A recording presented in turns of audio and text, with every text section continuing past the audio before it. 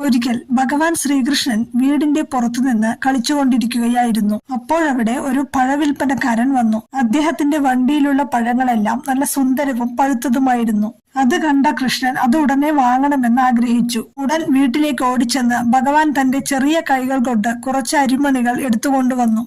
കാരണം ആ കാലത്ത് പണമില്ലാതിരുന്നതിനാൽ സാധനങ്ങൾ കൊടുത്ത് സാധനങ്ങൾ വാങ്ങുകയായിരുന്നു പതിവ്. അങ്ങനെ കൃഷ്ണൻ തന്റെ അച്ഛനമ്മമാർ ചെയ്യുന്നത് പോലെ പഴവിൽപ്പനക്കാരന് അരി കൊടുത്തു. പഴവിൽപ്പനക്കാരൻ ആ കുട്ടിയുടെ നല്ല മനസ്സ് കണ്ട് സന്തോഷിച്ചു. അങ്ങനെ അയാൾ സ്നേഹത്തോടെ കൃഷ്ണന്റെ ചെറിയ കൈകളിൽ നിറയെ പഴങ്ങൾ വെച്ചു കൊടുത്തു. അതിനുശേഷം പഴവിൽപ്പനക്കാരൻ തിരിഞ്ഞ് വണ്ടിയിലേക്ക് നോക്കുമ്പോഴേക്കും അവിടെ ഒരു അത്ഭുതം സംഭവിച്ചു.